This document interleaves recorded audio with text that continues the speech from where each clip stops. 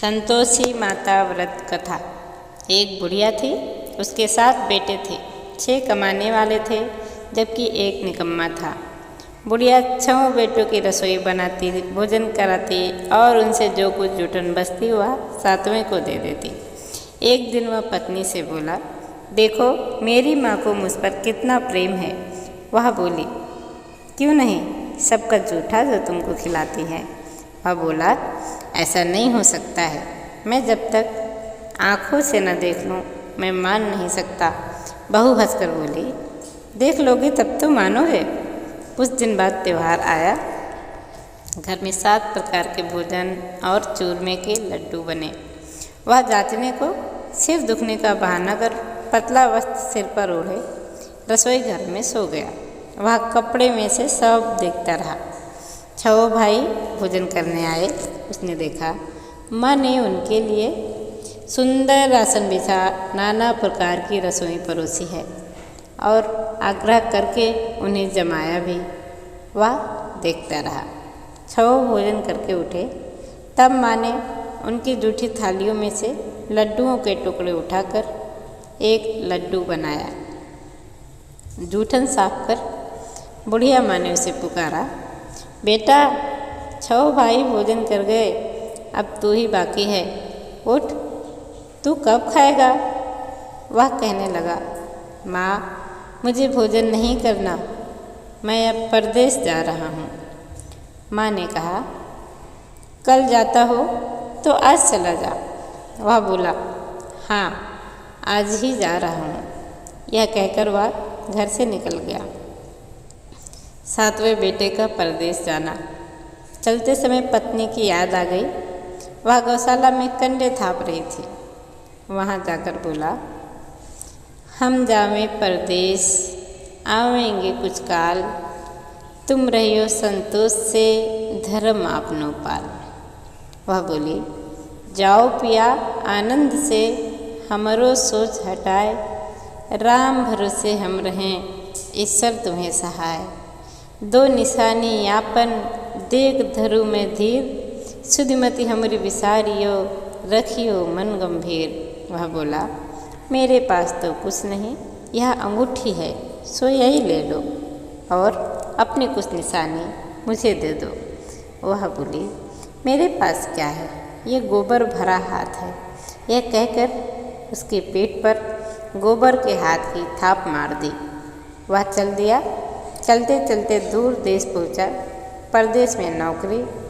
वहाँ एक साहूकार की दुकान थी। वहाँ जाकर कहने लगा, भाई मुझे नौकरी पर रख लो। साहूकार को ज़रूरत थी, बोला रह जा। लड़के ने पूछा, तनख्वाह क्या दोगे। साहूकार ने कहा, काम देखकर दाम मिलेंगे।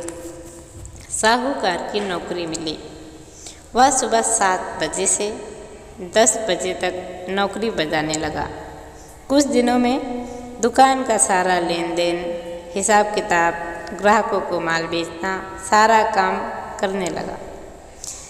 साहूकार के 7-8 नौकर थे, वे सब चक्कर खाने लगे। यह तो बहुत होशियार बन गया। सेठ ने भी काम देखा और 3 महीने में ही उसे आधे मुनाफे का हिस्सेदार बना लिया। वह कुछ वर्ष में ही नामी सेठ बन गया और मालिक सारा कारोबार उस पर छोड़कर चला गया। पति की अनुपस्थिति में सास का अत्याचार, इधर उधर इसकी पत्नी को सास ससुर दुख देने लगे। सारी गृहस्थी का काम करा के उसे लकड़ी लेने जंगल में भेज देते थे। इस बीच घर के आटे से जो भूसी निकलती उसकी रोटी बनाकर रख दी जाती और फूटे नारियली में पानी।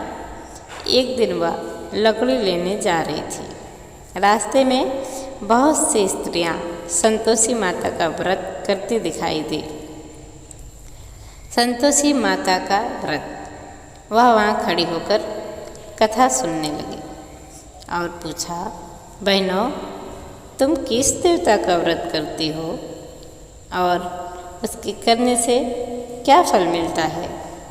यदि तुम इस व्रत का विधान मुझे समझा कर कहोगी तो मैं तुम्हारा बड़ा एहसान मानूंगी। तभी उनमें से एक स्त्री आगे आई और बोली, सुनो, ये संतोषी माता का व्रत है। इसके करने से निर्धनता, दरिद्रता का नाश होता है और जो कुछ मन में कामना हो सब संतोषी माता की कृपा से पूरी होती है। तब उसने उससे व्रत की विधि भी पूछी। संतोषी माता की व्रत विधि उस स्त्री ने उसे बतलाई। वह भक्तिन स्त्री बोली, 1.25 आने का गुड़ चना लेना, इच्छा हो तो 5.25 आने का लेना या 1.25 रुपये का भी सहूलियत के अनुसार लाना। बिना परेशानी और श्रद्धा व प्रेम से जितना भी बन पड़े सवाया लेना। प्रत्येक शुक्रवार को निराहार रहकर कथा सुनना। इसके बीच क्रम टूटे नहीं, लगातार नियम पालन करना। सुनने वाला कोई ना मिले तो घी का दीपक जला उसके आगे या जल के पात्र को सामने रखकर कथा कहना। जब तक कार्य सिद्ध ना हो नियम का पालन जरूर करना और कार्य सिद्ध हो जाने पर व्रत का उद्यापन जरूर करना। 3 मास में माता फल पूरा करती है। यदि किसी के ग्रह खोटे हो तो भी माता वर्ष भर में कार्य सिद्ध करती हैं। फल सिद्ध होने पर उद्यापन करना चाहिए, बीच में नहीं।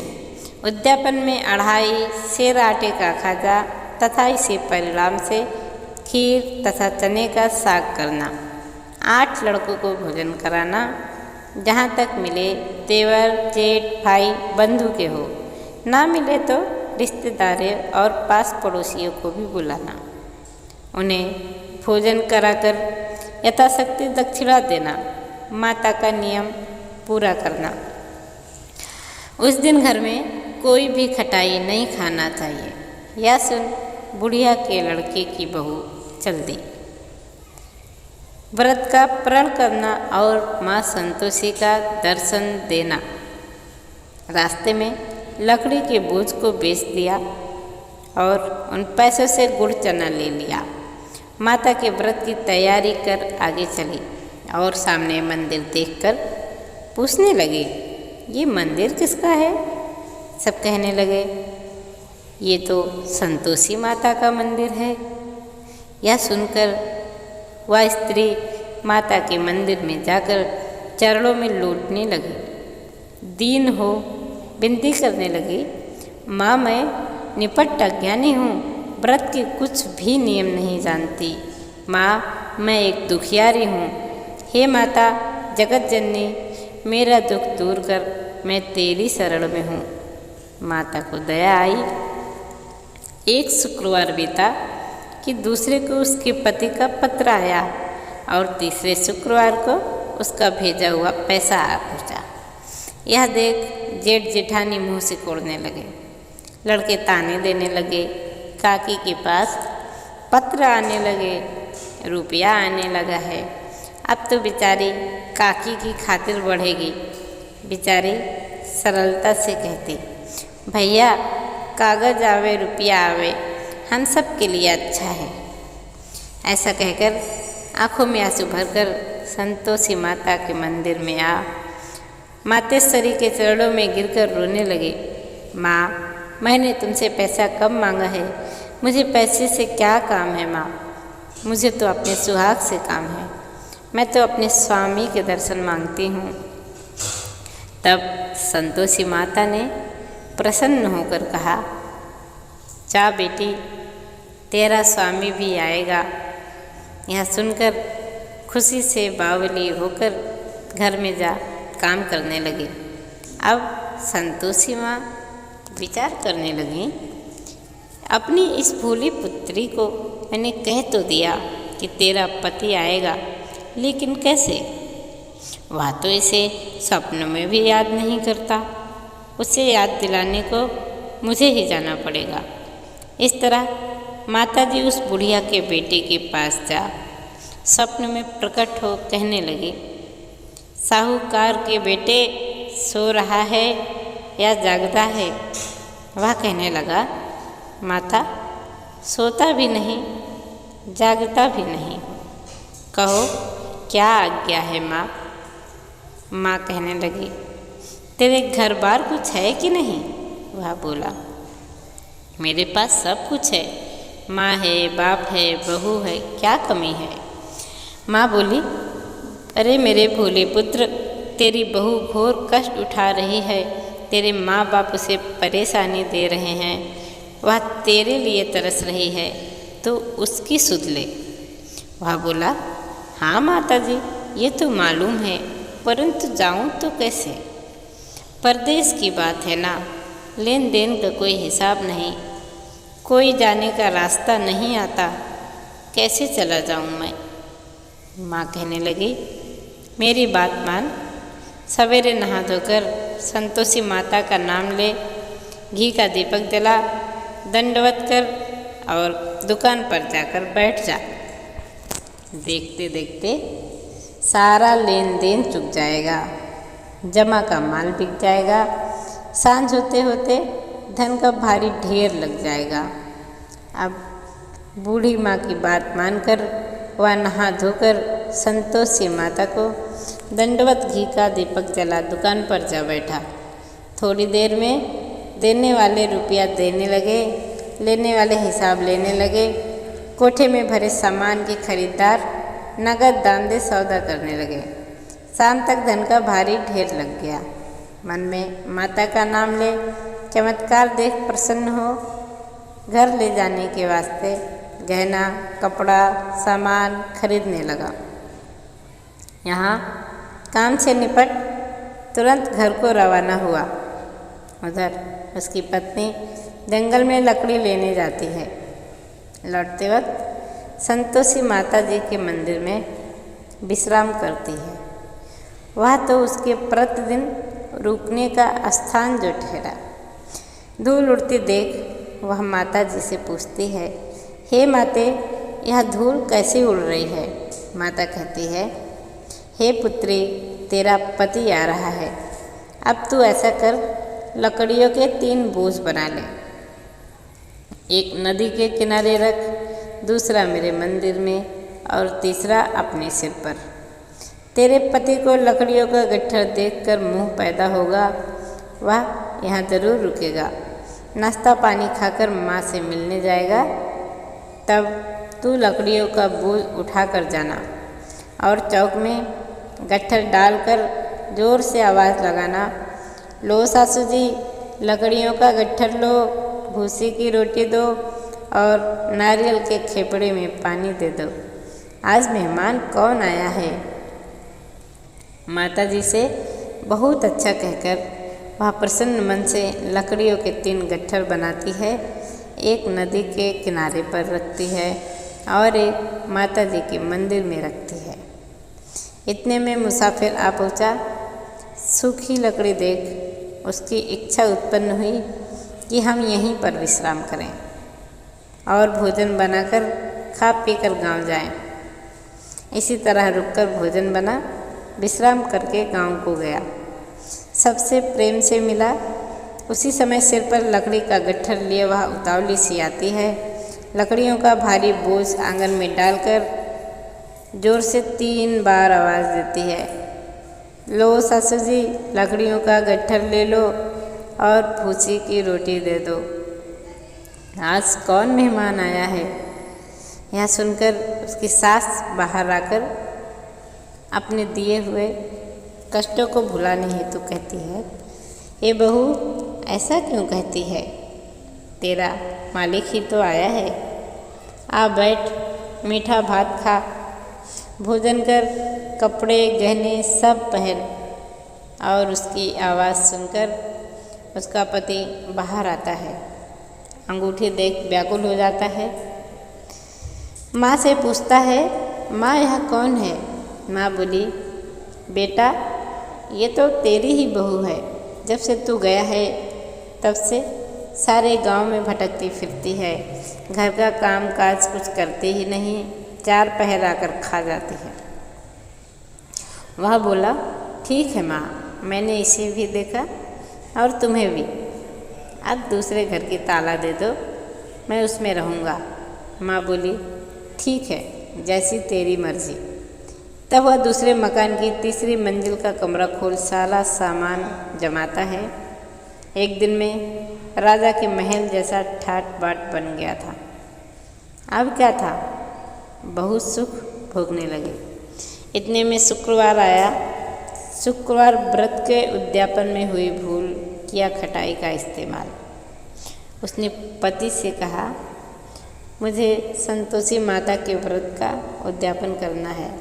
पति बोला, खुशी से कर लो। वह उद्यापन की तैयारी करने लगे। जिठानी के लड़कों को भोजन के लिए कहने गई। उन्होंने मंजूर किया, परंतु पीछे से जिठानी ने अपने बच्चों को सिखाया, देखो, भोजन के समय खटाई जरूर मांगना, जिससे कि उसका उद्यापन पूरा ना हो। लड़के जीमने आए, खीर खाना पेट भरकर खाया, परंतु बाद में खाते ही कहने लगे, हमें खटाई दो, खीर खाना हमको नहीं भाता है, देखकर अरुचि सी होती है। वह कहने लगी, भाई, खटाई किसी को नहीं दी जाएगी, ये तो संतोषी माता का प्रसाद है। लड़के उठ खड़े हुए, बोले, पैसा लाओ। भोली बहू कुछ जानते नहीं थे, उन्हें पैसे दे दिए। लड़के उसी समय हट करके इमली खटाई लेकर खाने लगे। यह देखकर बहू पर माताजी ने बहुत कोप किया, अर्थात गुस्सा हो गई। राजा के दूत उसके पति को पकड़ कर ले गए। जेठ जेठानी मनमाने वचन कहने लगे, लूट लूट कर धन इकट्ठा करके लाया है ना, अब सब मालूम पड़ जाएगा जब जेल की मार खाएगा। बहू से यह सहन नहीं हुआ। माँ संतोषी जी से मांगी माफ़ी। रोती रोती हुई वह माता जी के मंदिर गई। कहने लगे, हे माता, तुमने क्या किया? हंसाकर अब भक्त को रुलाने लगी हो। माता बोली, बेटी, तूने उद्यापन करके मेरा व्रत भंग किया है। वह कहने लगी, माता, मैंने कुछ अपराध किया है, मैंने तो भूल से लड़कों को पैसे दे दिए थे, मुझे क्षमा करो, मैं फिर तुम्हारा उद्यापन करूँगी। माँ बोली, अब भूल मत करना। वह कहती है, अब नहीं होगी कोई भूल, अब बतलाओ वो कैसे आएंगे? माँ बोली, जा पुत्री, तेरा पति तुझे रास्ते में आता मिलेगा। वह निकली, राह में पति आता मिला। वह पूछी, कहाँ गए थे? वह कहने लगा, इतना धन जो कमाया है उसका टैक्स राजा ने मांगा था, वह भरने गया था। वह प्रसन्न हो बोली, भला हुआ, अब घर को चलो। कुछ दिन बाद फिर शुक्रवार आया, फिर किया व्रत का उद्यापन। वह बोली, मुझे एक बार फिर से माता का उद्यापन करना है। पति ने कहा, करो। बहू फिर जेठ के लड़कों को भोजन को कहने गई। जेठानी ने 1-2 बातें सुनाई और फिर से सब लड़कों को सिखाने लगे, तुम सब लोग पहले ही खटाई मांगना। लड़के भोजन से पहले कहने लगे, हमें खीर नहीं खानी, हमारा जी बिगड़ता है, कुछ खटाई खाने को दो ना। वह बोली, खटाई किसी को नहीं मिलेगी, आना हो तो आओ। वह ब्राह्मण के लड़के लाकर भोजन कराने लगी। यथाशक्ति दक्षिणा की जगह एक एक फल उन्हें दिया। संतोषी माता प्रसन्न हुई। संतोषी माता की व्रत का फल। माता की कृपा होते ही 9वें मास में उसके चंद्रमा के समान सुंदर पुत्र प्राप्त हुआ। पुत्र को पाकर प्रतिदिन माता जी के मंदिर को जाने लगी। माँ ने सोचा, यह रोज आती है, आज क्यों ना इसके घर चलो। यह विचार कर माता ने भयानक सा रूप बनाया। गुड़ चने से सना मुख, ऊपर सूंड के समान होठ, उस पर मक्खियाँ भिन भिन कर रही थीं। देहली पर जैसे ही माता ने पैर रखा, उसकी सास चिल्लाई, देखो रे, कोई चुड़ैल डाकिन चली आ रही है। अरे लड़को, कोई इसे भगाओ तो, नहीं तो ये खा जाएगी किसी को। लड़के भागने लगे, चिल्लाकर खिड़की बंद करने लगे। बहू रोशनदान में से देख रही थी, प्रसन्नता से पागल होकर चिल्लाने लगी, आज मेरी माता जी मेरे घर आई हैं। वह बच्चे को दूध पीने से हटाती है। इतने में सास का क्रोध फट पड़ा। वह बोली, क्या उतावली हुई है, बच्चे को पटक दिया। इतने में माँ के प्रताप से लड़के ही लड़के नजर आने लगे। वह बोली, माँ, मैं जिसका व्रत करती हूँ वो संतोषी माता हैं। सबने माता जी के चरण पकड़ लिए और विनती कर कहने लगे, हे माता, हम मूर्ख हैं, हम अज्ञानी हैं, तुम्हारे व्रत की विधि हम नहीं जानते। व्रत भंग कर हमने बड़ा अपराध किया है। जगमाता, आप हमारा अपराध क्षमा करो। इस प्रकार माता प्रसन्न हुई।